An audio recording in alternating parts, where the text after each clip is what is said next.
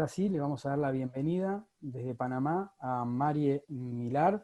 Vamos a comentar que Marie es la directora de la Fundación Luces de Panamá y que la epilepsia toca en su vida cuando a su hija de 10 años, y es allí donde ella decide dejar todo y trabajar únicamente por cambiar la historia de la epilepsia en Panamá. Marie, te damos la bienvenida, muchas gracias, y te dejamos para que puedas hacer tu presentación. Muchas gracias, Pablo. Déjame ver, compartimos por aquí pantalla. ¿O me pasan la presentación ustedes, Pablo, o lo comparto acá? Sí, te la mostramos desde aquí, no te preocupes. Ah, ok, magnífico. Magnífico. Bueno, muchas gracias y muchas gracias pues a todos los que están hoy escuchándonos, porque sobre todo es importante conocer y generar opiniones y generar el uso o no uso de un producto en base al conocimiento. Por eso es tan importante iniciativas como estas que desarrolla para nosotros hoy Tercam. Podemos pasar la presentación. Entre otras cosas, pues como parte central de la presentación nuestra el día de hoy, vamos a conocer la historia de Eva, que es un caso que representa a muchos, representa a cientos y a miles a nivel mundial. Y sobre todo importante tener en cuenta cuando escuchemos a Sol cómo un niño para una casa es el 100%. Muchas veces se habla, pero ¿cuánto es el porcentaje de la población que va a utilizar este producto? No importa cuánto es el porcentaje, un niño es importante, una vida es importante y una vida lo es todo para un hogar. Nosotros en Fundación Luces, pues nacemos como una fundación para lucha contra las epilepsias. En Panamá, antes de la existencia de Fundación Luces, no existía ninguna organización dedicada al apoyo de pacientes con epilepsia. Y pasamos a centrarnos en el apoyo con medicamentos a los niños de atención en el Hospital del Niño, que viene siendo el hospital público en Panamá, donde convergen los pacientes de todas las provincias y en su mayoría personas de escasos recursos. ¿Y por qué nos enfocamos en el tema de los medicamentos? Porque definitivamente el 70% de los pacientes que viven con epilepsia pueden controlar o vivir una vida normal con solo tomar sus medicamentos. Sin embargo, nos encontramos con la realidad de los pacientes que llegan a este hospital, que son personas de escasos recursos, quienes no tienen acceso a estos medicamentos, no tienen acceso a un tratamiento adecuado y entran en un círculo vicioso de convulsionar, convulsionar, convulsionar, solamente por no tomar la medicina.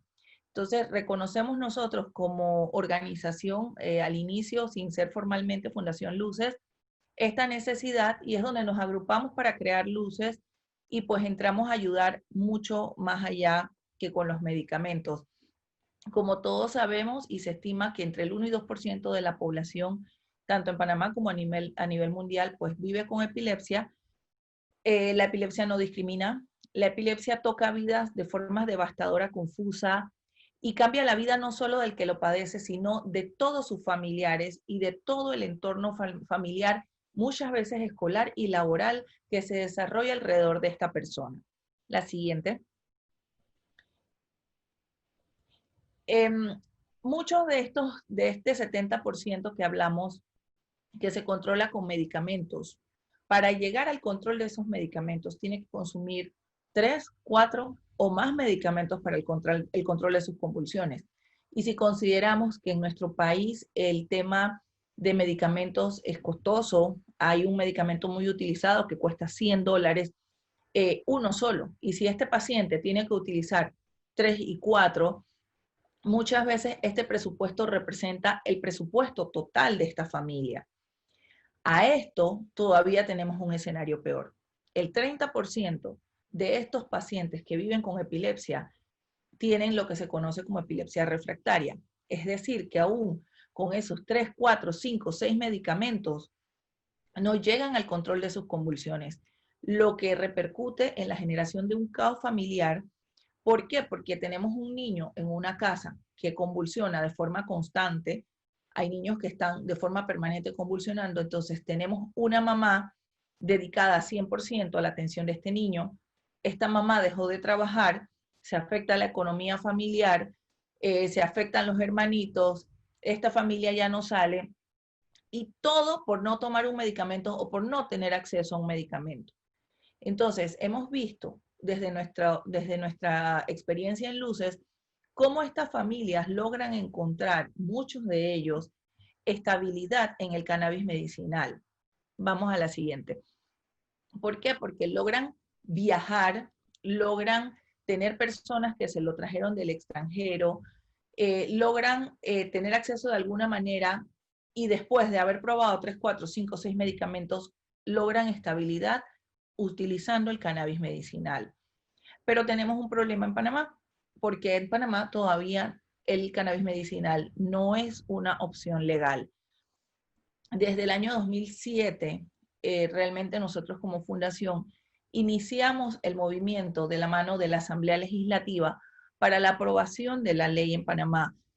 Nosotros, de mano de madres, de algunos diputados, nosotros hicimos el acercamiento a la Asamblea Legislativa, fuimos a la televisión, se trajeron médicos de Israel, se trajeron médicos de Estados Unidos para educar a la población. Y es algo en lo que nosotros nos encanta el trabajo de la doctora Sandra, porque siempre es enfocado a la educación.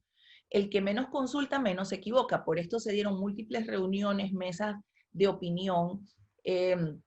Tuvimos largos procesos de escuchar expertos para lograr pues, que la ley fuese una realidad en Panamá. Sin embargo, luego de muchísimo tiempo de trabajo, pues se nos dio un cambio de gobierno, lo cual, digamos, echó todo para atrás.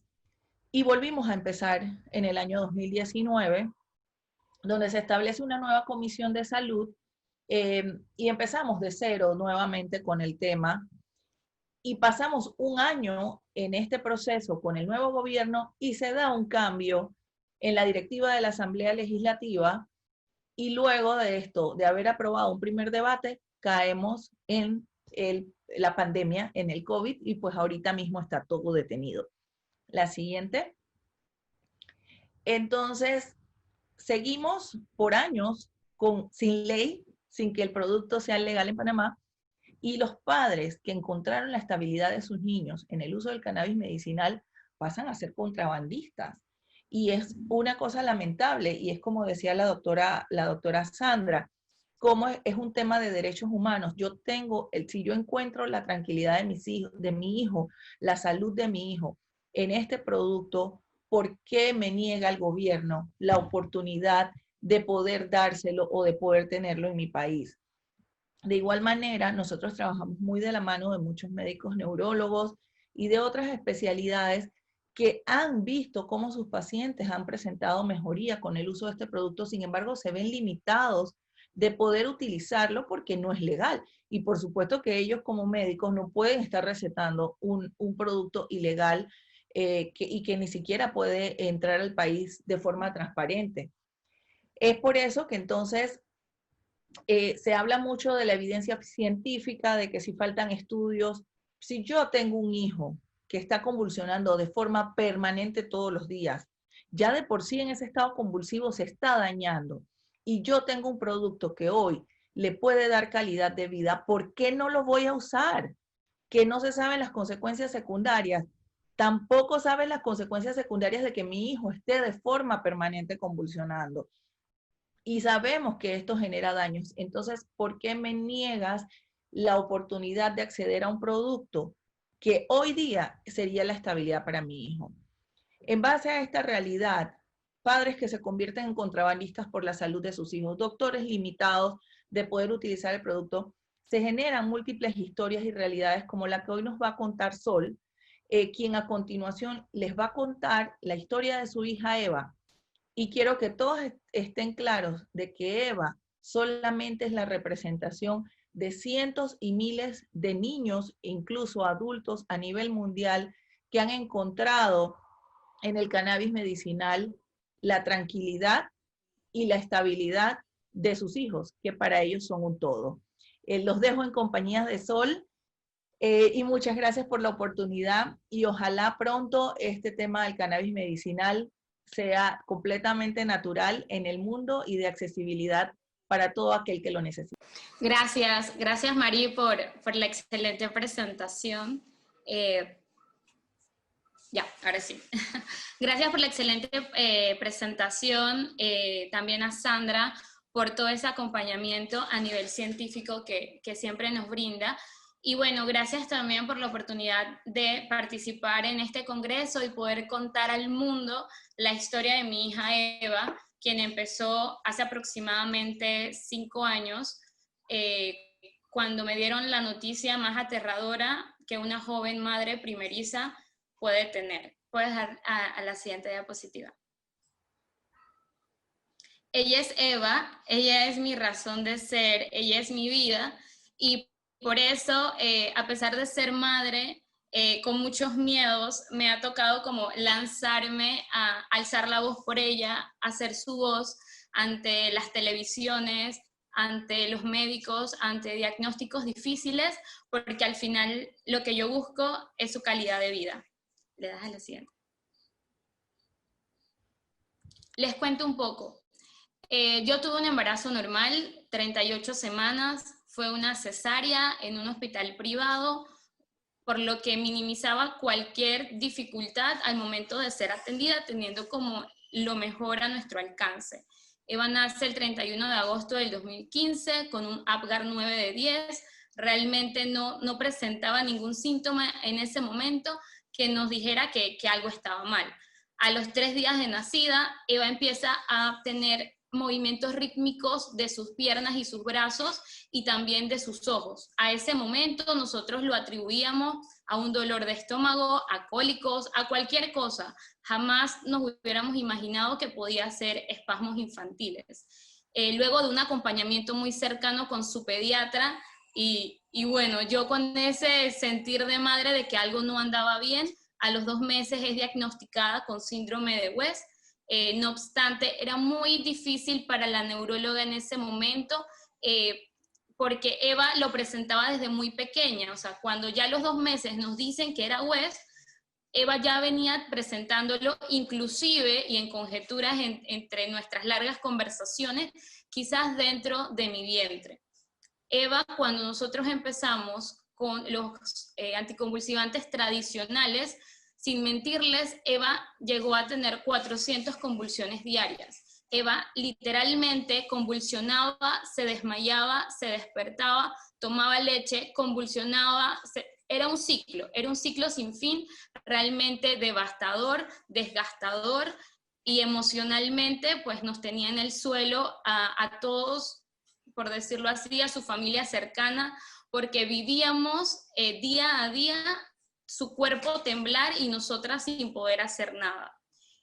Fue cuando empezamos, entre tantos medicamentos, aquí les puedo hablar de topiramato, de la motrigina, de ácido valproico, probamos casi todos los que en Panamá pues se pueden conseguir, porque eso es el otro punto. En Panamá nosotros no tenemos acceso a todos los medicamentos o anticonvulsivantes que están aprobados por ley, por decirlo así. Por ejemplo, la vigabatrina, que fue uno de los que nos ayudó, lo tenemos que conseguir en Colombia o en México a través de alguien que vaya, que viaje, que nos los pueda traer, porque en Panamá no hay. El levetiracetam, pues sí se consigue en las farmacias, pero en un alto costo, así que a través de la Fundación Luces podemos conseguirlo para que esta carga monetaria que mensualmente llega a ser realmente fuerte, pues sea más llevadera al tener una niña con una hija con un padecimiento crónico. Esto no es de 1 mes, de 1 año, de 5 años, es de aquí hasta el resto de la vida de Eva Lucía. Con estos 2 medicamentos tradicionales bajaron las convulsiones a 80 por día. De igual manera, desgarrador, yo soy una madre joven, pero trabajo, el papá de Eva también. Realmente hemos conseguido un ciclo con una excelente nana que tenemos, que nos apoya un mundo, porque era difícil verla convulsionar tanto. Así que realmente lo que hemos logrado hasta ahora ha sido el cambio de nuestra vida. Al año 6 meses, cambiamos de neurólogo buscando algo más para Eva. Ahí logramos que fuera diagnosticada con sus estudios genéticos con el llamado síndrome de Ohtahara. Es decir, dentro del espectro de epilepsia de difícil control, Eva ahora sí estaba diagnosticada porque su estudio genético resalta el gen que, por decirlo así, que engloba a este síndrome, pero igual, con un pronóstico de vida reservado, el cual detalla mucho lo que es el retraso a nivel severo y a nivel motor. He aquí donde durante este periodo de tiempo, este primer año, 6 meses, hacemos constantes viajes al cuarto de urgencia. Ya los doctores que estaban en el cuarto de urgencia parecían como amigos de nosotros, se convierten en esta red de apoyo, viajamos a Cuba buscando algo más que acá en Panamá no encontrábamos, pero realmente cuando regresamos a Panamá luego de nuestro esplendoroso viaje, quedamos con el mismo punto, de que Eva tenía una epilepsia de difícil control, que los tratamientos tradicionales no nos apoyaban. Le puedes dar en la siguiente. Este es Eva. Quise compartir con ustedes estas fotografías muy íntimas. Eva siempre estaba como con sus músculos rígidos como piedra y su mirada perdida era muy característica. Acá vemos a Eva un poquito más alegre en sus momentos que estaba como tranquila, que no tenía convulsión, cuando ya tenía como 80 por día, y también lo desgarrador que es, porque obviamente para tener un control tenemos que anotarla. Entonces la neuróloga nos pidió llevar un control de cada una de las convulsiones, el tiempo que duraba, el tipo de convulsión que tenía. Ya se imaginarán la cantidad de hojas que llenamos con esta información, pero al final nunca le encontrábamos un patrón. Entonces realmente eran como situaciones que nos movían, a pesar de estar contentos porque podíamos verla meramente feliz, todavía nos tocaba el hecho de que continuábamos como en la tormenta, todavía no lográbamos avanzar. Le puedes dar a la siguiente.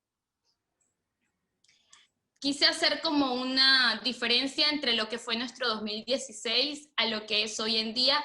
Eva en el 2016 no interactuaba con nadie a su alrededor. Esto es también uno de los efectos secundarios, por decirlo así, la cantidad de convulsiones, se desconectaba totalmente, no tenía la famosa sonrisa social que los niños llegan a tener a sus edades muy tempranas, su seguimiento visual era muy pobre, no tenía sostén cefálico, no intentaba rodar. Cuando íbamos con el pediatra, a todas las cosas que nos preguntaba, pues siempre era no. Eva realmente hacía como lo básico. Las dificultades en la deglución, también nos mandó muchísimamente al cuarto de urgencia, conseguimos un neumólogo, que es lo máximo, que siempre nos acompañó, y bueno, de la cantidad de veces que Eva tenía broncoaspiraciones, llegábamos al cuarto de urgencia con neumonías muy severas, y al final del día, Eva siempre ha sido manejada como una paciente con parálisis cerebral por la cantidad de convulsiones que ha tenido.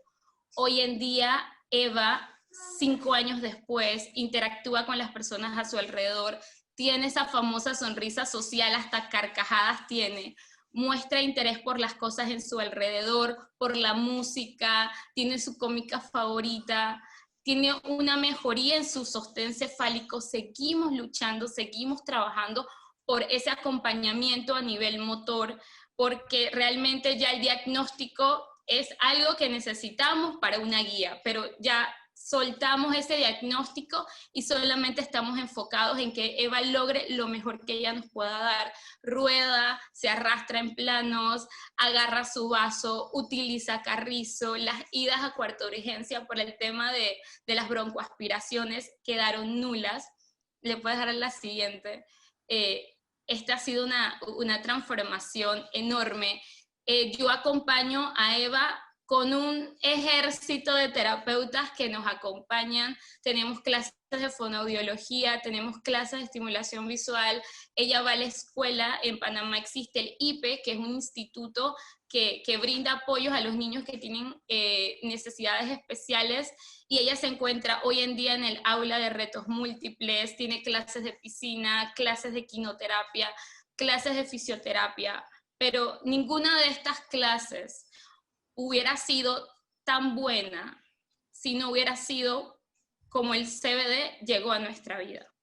Realmente desde el día que lo comenzamos a usar, le puedes dar a la siguiente, nuestra vida cambió. Fue una firme decisión que tuvimos porque ya no había más. Eva estaba a punto de entrar a cuidados intensivos en diciembre del 2016.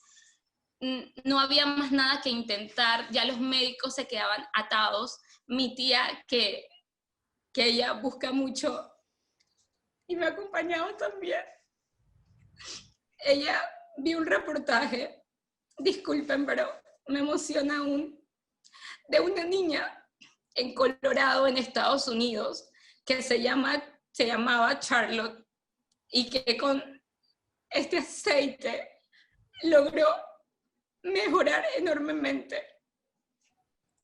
Y esa fue nuestra meta. O sea, fue conseguir el aceite bajo todo pronóstico, porque era lo que nosotros necesitamos. Necesitábamos intentar una vez más. Intentar de que sí se podía, de que queríamos mejorar la calidad de vida. Yo creo que es algo que han resaltado todos, de que es un complemento a un tratamiento tradicional.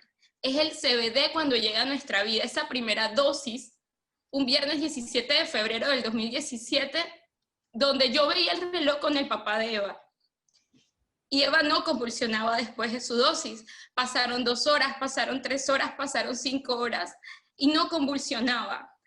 Digo, puede ser un milagro, pero teníamos todavía el miedo y lo guardamos en silencio, acompañados obviamente de la neuróloga,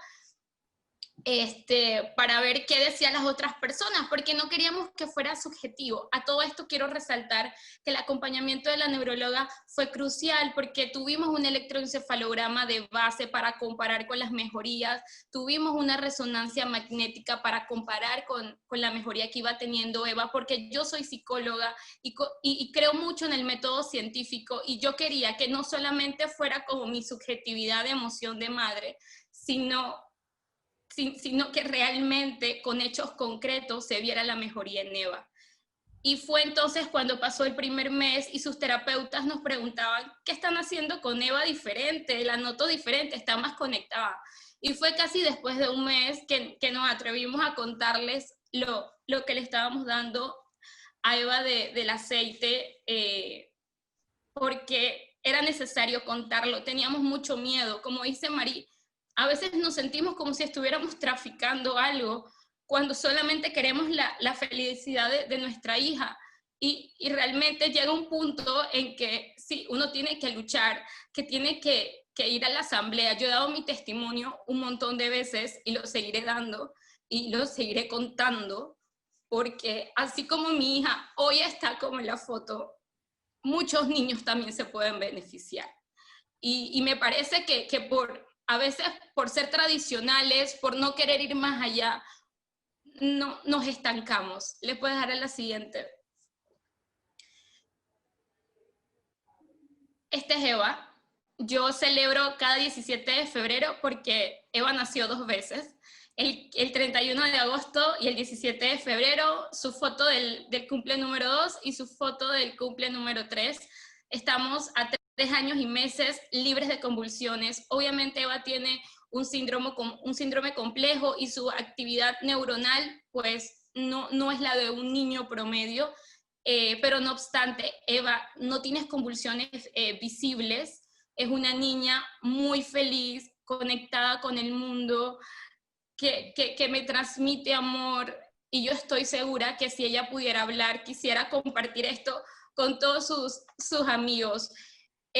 Para mí es muy, muy importante que nunca pierdan la fe, que siempre intenten, que se acompañen, porque realmente esto es lo que nos beneficia, es movilizarnos, trabajar junto con los médicos para siempre encontrar como algo más, educar, si la persona no conoce, no estigmatizarla, explicarle y que lo intenten también es crucial.